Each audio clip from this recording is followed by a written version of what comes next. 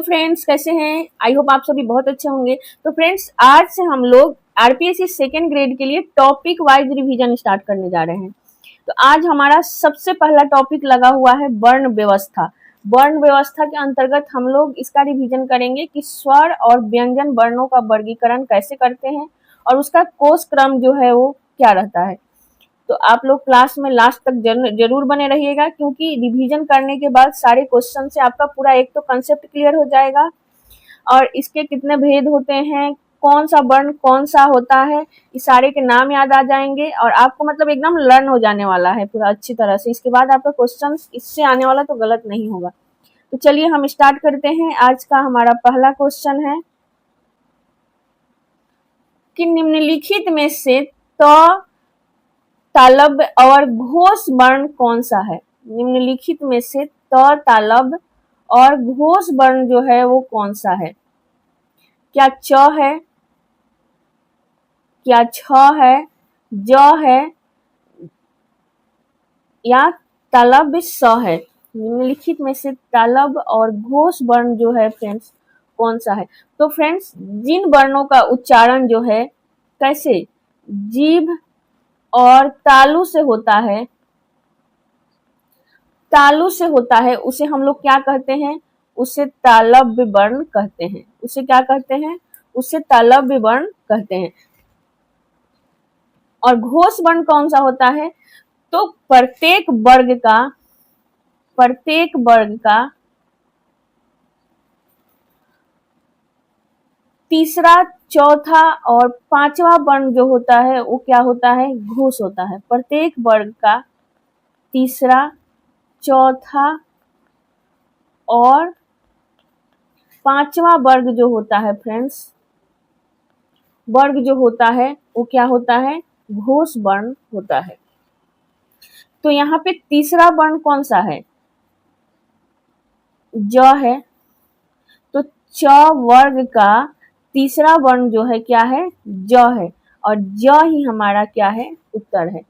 तो I hope इसका पूरा कंसेप्ट आपका क्लियर हो गया होगा कि प्रत्येक वर्ग का तीसरा, चौथा और पांचवा वर्ण जो होता है वो घोष वर्ण होता है और जिसका उच्चारण तालु और जीभ से होता है वो क्या होता है?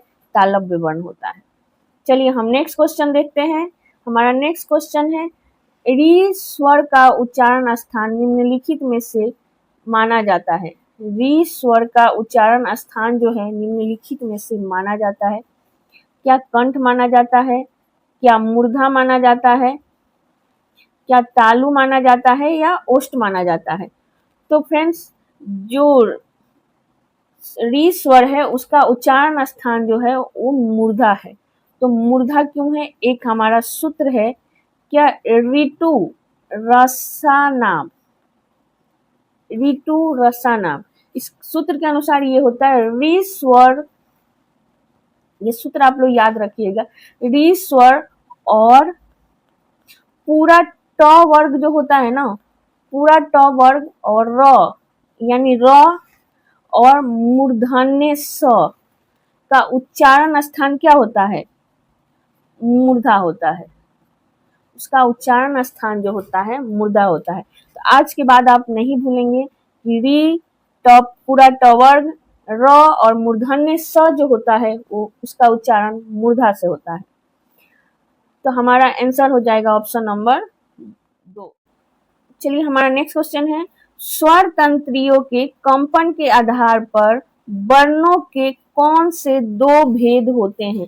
क्या अल्प प्राण और महाप्राण होते हैं, क्या घोष और अघोष होते हैं, क्या स्वर और व्यंजन होते हैं, क्या विवृत और संवृत होते हैं? तो फ्रेंड्स, सबसे पहले हम देखते हैं अल्प प्राण और महाप्राण क्या होता है। तो जिनके उच्चारण में बहुत कम समय लगता है उसे क्या कहते हैं? अल्प प्राण कहते हैं। और जिसके उच्चारण में अल्प प्राण से ज्यादा समय लगता है उसे क्या कहते हैं? महाप्राण कहते हैं। और स्वर व्यंजन घोष क्या होता है फ्रेंड्स? तो जिन वर्णों के उच्चारण में हमारा जो स्वर तंत्रियां होती है ना फ्रेंड्स, स्वर तंत्रियों में कंपन होता है। क्या होता है? कंपन होता है वो तो वर्ण कौन से होते हैं, वो घोष वर्ण होते हैं। और जिनके उच्चारण में स्वर तंत्रियों में कंपन जो है नहीं होता है वो कौन सा वर्ण होता है, अघोष वर्ण होता है। जिन स्वर के उच्चारण में जिन वर्ण के उच्चारण में हमारे स्वर तंत्रियों में कंपन नहीं होता है वो क्या होता है, अघोष वर्ण होता है। तो हमारा जो प्रत्येक वर्ग का वर्ग क्या होता है, क से लेके क वर्ग से लेके प वर्ग तक, यानी क ख ग घ ङ छ छ छ ञ पूरा ट ठ ड ढ त थ द ध और प फ ब भ जो होता है इसे वर्ग कहते हैं। तो इसका पहला और दूसरा वर्ण जो होता है, यानी प्रत्येक वर्ग का पहला और दूसरा वर्ण जो होता है फ्रेंड्स वो क्या होता है, अघोष वर्ण होता है।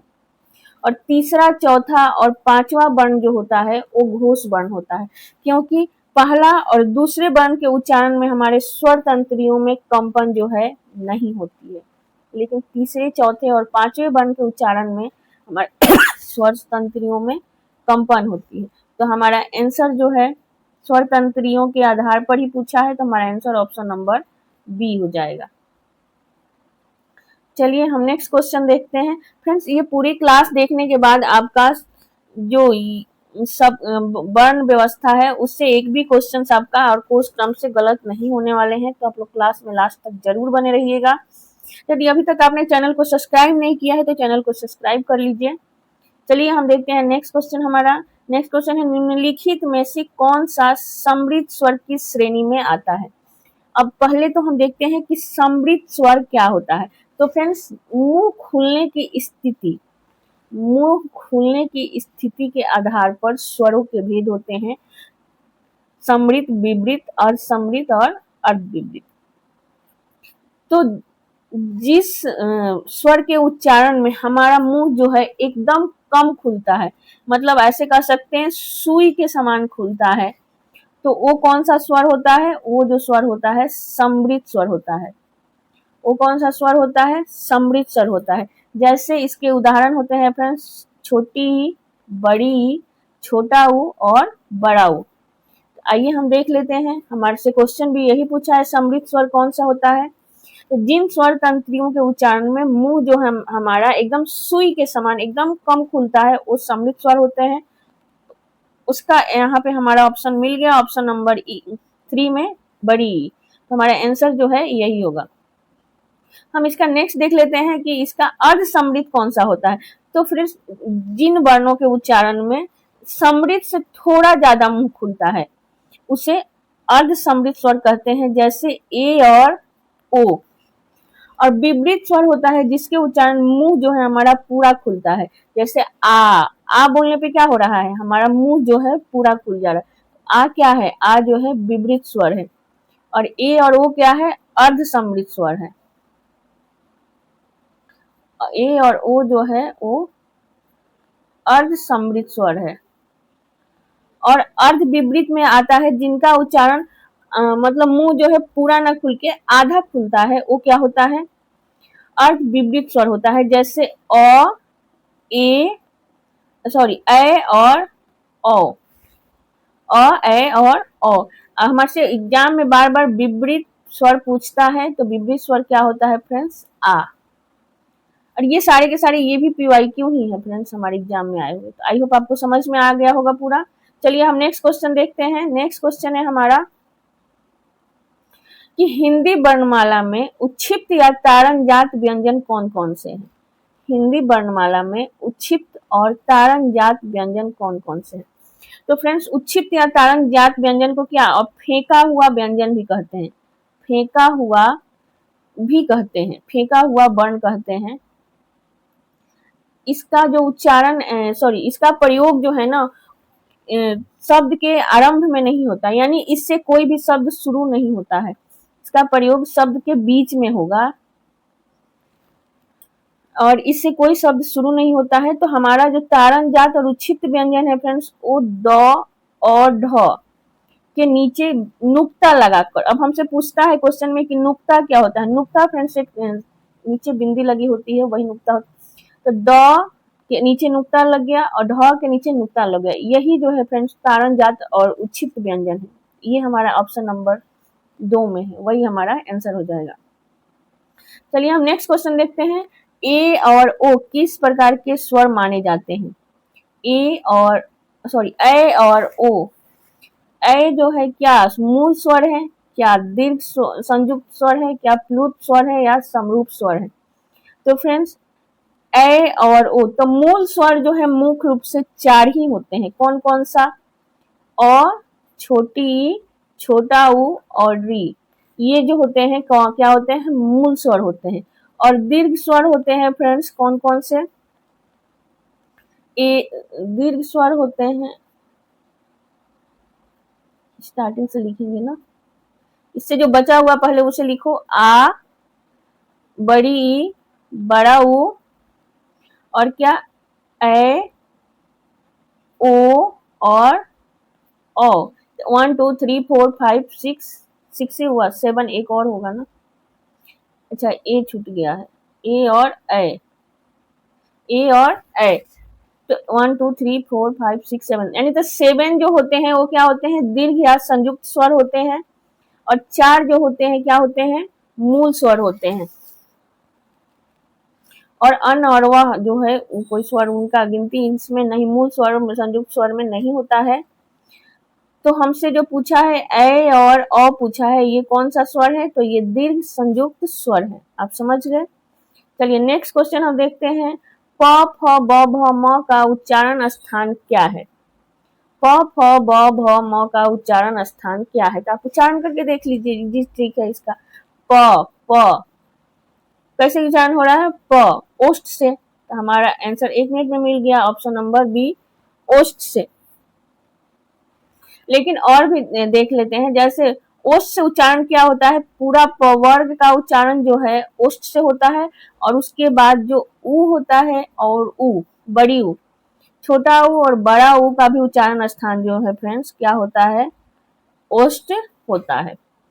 तो आप याद कर लेंगे, इसका एक सूत्र होता है फ्रेंड्स, क्या? उपू मध्या नाम ओष्टो, इसका संस्कृत में एक सूत्र होता है, उसको याद रखेंगे तो। लेकिन आप ऐसे याद रखना, ऊ उच्चारण करके देख लो, वर्ग, ये बहुत इजी है। नेक्स्ट क्वेश्चन है, निम्नलिखित में से किस विकल्प में केवल महाप्राण ध्वनियां है? निम्नलिखित में से किस में पूरा का पूरा जो है महाप्राण ध्वनियां है? तो अल्पप्राण और महाप्राण मैंने पहले ही बताया था। अल्पप्राण क्या होता है? अल्पप्राण जिसके उच्चारण में मुंह से हवा जो है बहुत कम निकलती है।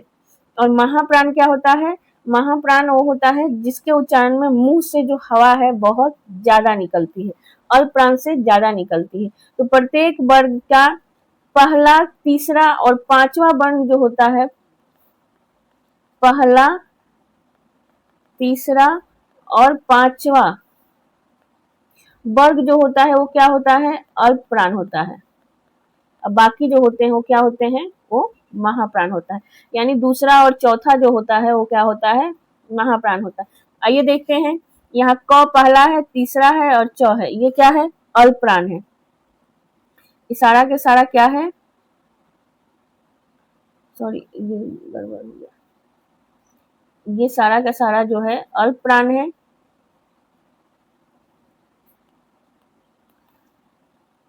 ख, घ और छ, त, द और न, प, ब, म, इसमें महाप्राण कौन सा हो गया? तो ख, घ ये क्या है? दूसरा, चौथा, और छ जो है ये भी दूसरा है। तो हमारा आंसर जो है ऑप्शन नंबर बी हो जाएगा।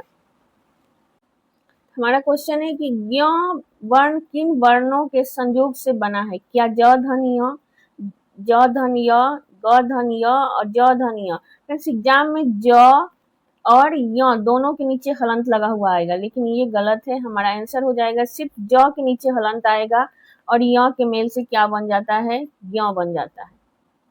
ऑप्शन नंबर डी जो है 4 जो है हमारा आंसर हो जाएगा।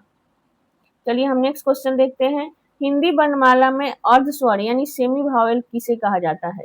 हिंदी वर्णमाला में अर्ध स्वर यानी सेमी भावेल जो है किसे कहा जाता है? क्या र ल को कहा जाता है? क्या य और व को कहा जाता है, या ग और र को कहा जाता है, तालब श और श को कहा जाता है। तो फ्रेंड्स जो अर्ध स्वर वर्ण होता है वो य और व होता है, जिसे पूरा स्वर नहीं आधा स्वर माना जाता है, जिसे अर्ध स्वर माना जाता है। ये इसका आंसर जो हो जाए ऑप्शन नंबर बी हो जाएगा। चलिए हम नेक्स्ट क्वेश्चन देखते हैं। निम्नलिखित में से कालव्य वर्ण किसे माना जाता है?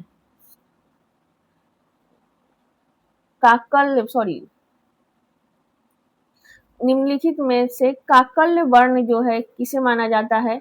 तो काकल्य वर्ण जो होता है फ्रेंड्स, वो किसे कहते हैं?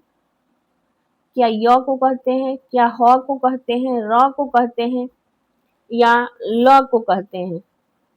काकल्य का मतलब क्या होता है? स्वर तंत्र मुखी वर्ण। स्वर तंत्र मुखी वर्ण यानी जिसके उच्चारण में कंठ के भीतर से स्वर से हमारा सीधा आवाज आती है। जैसे य कह के देखिए, क्या कंठ से सीधा आवाज और आ रही है, इसे काकल्य वर्ण यानी य को कहा जाता है।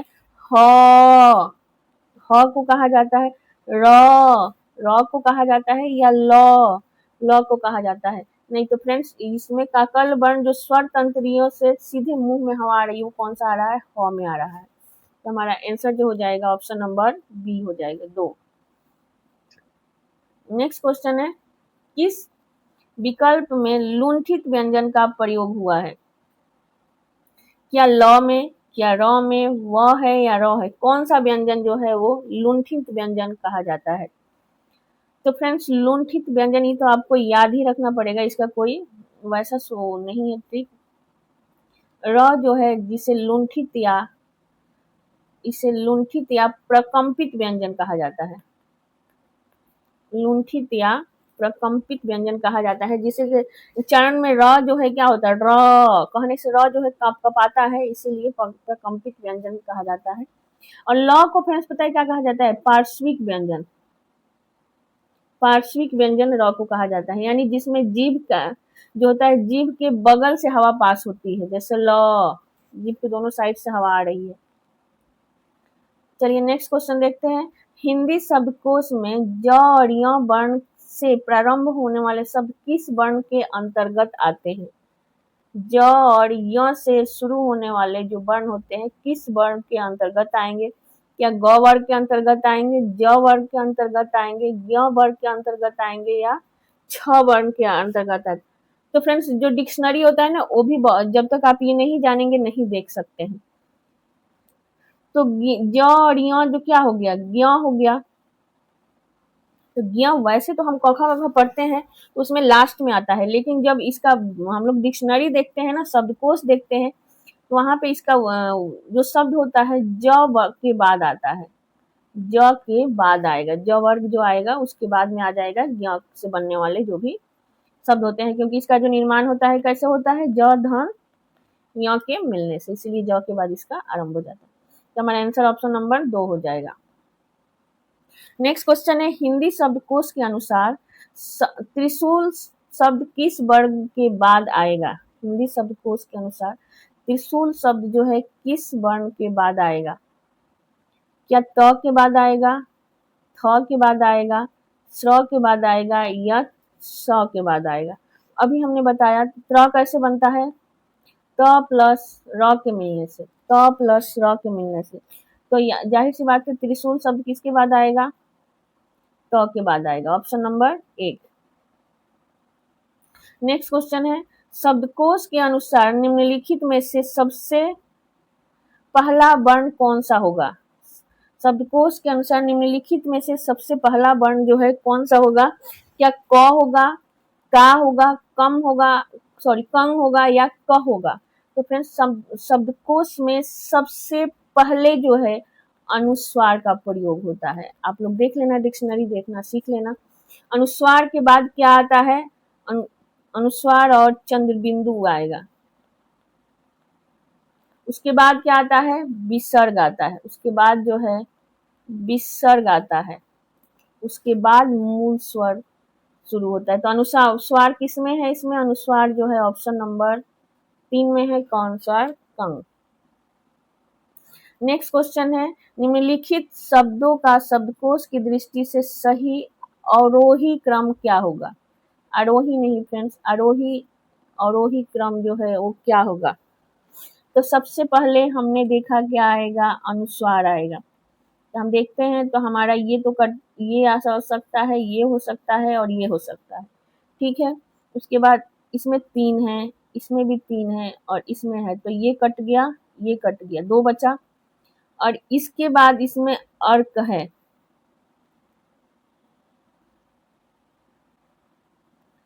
उसके बाद हम पहला वर्ण तो देख लिए, यहाँ दोनों में ही अ है, ये दोनों तो कट गया। अब यहाँ पे च है और यहाँ पे क है, तो पहले च तो बाद में आता है तो ये कट जाएगा, क पहले आता है तो हमारा आंसर जो है ऑप्शन नंबर बी हो जाएगा।